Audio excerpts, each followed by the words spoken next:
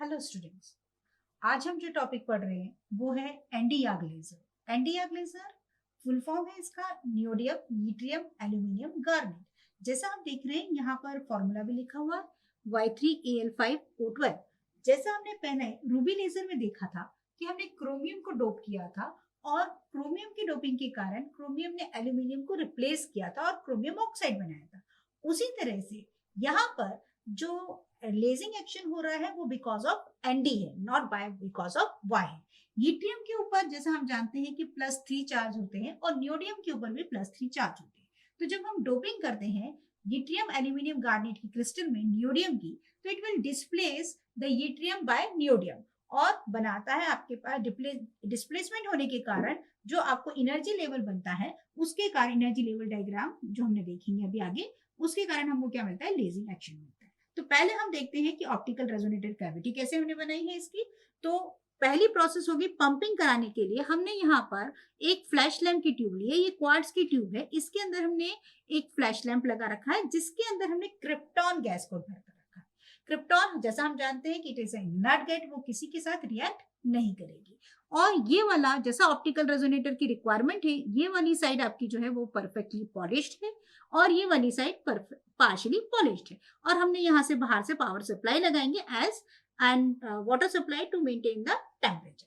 अब अगर हम इस साइड को ध्यान से देखें तो ये इलेक्ट्रिकल अरेंजमेंट है, इलेक्ट्रिकल रिफ्लेक्टर है, जिससे क्या होगा, ये जो आपका फ्लैश लैम्प ट्यूब से जो फोटॉन्स निकल रहे होंगे, तो पहले जो पंपिंग हुई वो कौन सी हुई, यहाँ पे डायरेक्टली, जैसे गैस में हमने देखा था इलेक्ट्रिकल डिस्चार्ज मेथड से हो सकता था जो हमने हीलियम नियॉन में देखा, ठीक है।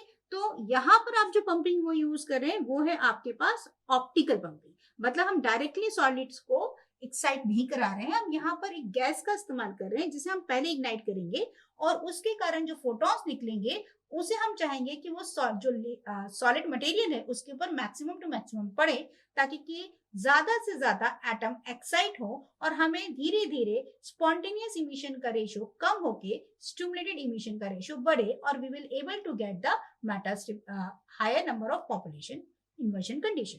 सो यहाँ पर ये आपने ये देख रहे हैं रिफ्लेक्टेड सरफेस है, जैसे ही एटम यहाँ से फोटॉन्स निकलेंगे it will reflect back and maximum amount of atom will fall on this rod. ये अगर हम ये देखिए पूरे पॉलिश हो जाएगा तो जितने ज्यादा से ज्यादा फोटॉन्स है वो एस्केप नहीं कर पाएंगे और इसके ऊपर पड़ेंगे, जिससे हमारा जो मटेरियल है उसके ज्यादा से ज्यादा एटम लोअर एनर्जी स्टेट से एक्साइट होकर हायर एनर्जी स्टेट पे जाएंगे। अब हम जब ये बात कर रहे हैं तो यहाँ पर अगर आप एनर्जी लेवल डायग्राम में देखेंगे तो यहाँ पर आपको E1 is a lower energy state, ground state, जहां पर एटम्स की संख्या ज्यादा है इनिशियली। इसके बाद हमने जब क्रिप्टॉन से फोटॉन्स निकले इट विल एब्जॉर्ब आउट। हाँ, अब ये बात आती है कि कितना एनर्जी की फोटॉन्स हमें देना। तो अगर आप यहाँ देख रहे होंगे तो ये काफी सारे एनर्जी लेवल्स हैं, तो इसके लिए हमें जो एनर्जी की जरूरत होती है वो फोटॉन्स जो हों उनकी वेवलेंथ अप्रोक्सीमेटली 5000 से 8000 आर्मस्ट्रॉन्ग के अंदर की होनी चाहिए। दैट्स व्हाई हम क्रिप्टॉन गैस का इस्तेमाल करते हैं। तो ये यहाँ से ऊपर गए। अब ये क्योंकि इसके अंदर काफी सारे सब एनर्जी लेवल्स आप देख रहे हैं, तो ये यहाँ पर आके पंप होते जाएंगे and it will fall down to this state which will act as a metastable state. ये वाली जो E3 स्टेट है it will act as a metastable state. जैसा हमने पढ़ा है कि ज्यादा से ज्यादा फोटोन यहाँ है, ये वाली इसका लाइफ टाइम कम होगा, 10⁻³ सेकेंड्स का होगा, 8 सेकेंड्स का होगा, और यहाँ वाली स्टेट का 10⁻³ टू 10⁻5 सेकेंड्स का है। तो प्रोसेस क्या हुई, पहले जैसे हमने क्रिप्टॉन गैस को भरा ट्यूब के अंदर, उसको इलेक्ट्रिकल डिस्चार्ज मेथड से पंप किया, फोटोन पहले उसको इमिट आउट हुए, फोटोन इमिट आउट होने के बाद इस रॉड पे पड़े और अब प्रोसेस क्या हो रही है, इसने एब्जॉर्ब किया नियोडियम के एटम ने और it will move to the higher energy state which contains multiple sub energy levels. और वहां पर क्योंकि उनका लाइफ टाइम ज्यादा है तो यहाँ पर जो हम ट्रांजिशन हो रहा है वो नीचे लोअर एनर्जी स्टेट पे हो रहा है, पर फोटॉन्स नहीं निकलेंगे। जैसा हमने पहले ही पढ़ा था, इनका बीच का गैप इतना नहीं है कि it will emit out the photon as per the quantum mechanics. तो यहाँ पर जो ट्रांजिशन हो रहा है it is a radiation less transition, मतलब एटम्स तो नीचे आ जाएंगे पर फोटॉन इमिट आउट नहीं होगा। एंड अब क्योंकि यहाँ पर नंबर ऑफ एटम्स ज्यादा हो जाएंगे, लाइफ टाइम ज्यादा है, it will have a population inversion condition. यहाँ पर N1 N2 is greater than N1 वाली कंडीशन होगी। अब यहाँ से जब एटम नीचे ट्रांजिट होंगे तो it will emit out the laser, और जैसा हमने कहा उसकी वेवलेंथ होगी लगभग 10,600 angstrom, which is in the infrared region. अब जैसे जैसे फोटोन इमिट आउट होते जाएंगे क्या होगा, यहाँ पर ये परफेक्टली रिफ्लेक्टिंग सरफेस है और ये पार्शियली तो ऑसिलेट करेंगे, जैसे हमने ऑप्टिकल रेजोनेटर की वर्किंग में पढ़ा था। तो मैक्सिमम जब सिस्टम से ज्यादा फोटोन एक ही डायरेक्शन में आएंगे तो we will get the coherent monochromatic highly intense light.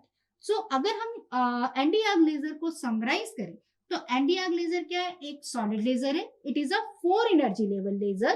ठीक है, यहाँ पर जो पंपिंग हो रही है वो है आपकी ऑप्टिकल पंपिंग। ऑप्टिकल पंपिंग के लिए हमने जो गैस का इस्तेमाल किया है वो है हमारी क्रिप्टॉन गैस, क्योंकि हमने ये देखा एनर्जी लेवल डायग्राम में कि मल्टीपल सब एनर्जी लेवल्स हैं, तो हमें जितना अमाउंट ऑफ एनर्जी चाहिए उसकी वेवलेंथ होनी चाहिए लगभग आपका 5,000 to 8,000 angstrom. So it will allow the atom to move from lower energy state to the higher energy state, और आउटपुट जो हमको मिल रहा है वो लगभग 10,600 आर्मस्ट्रॉन्ग के आसपास का होता है।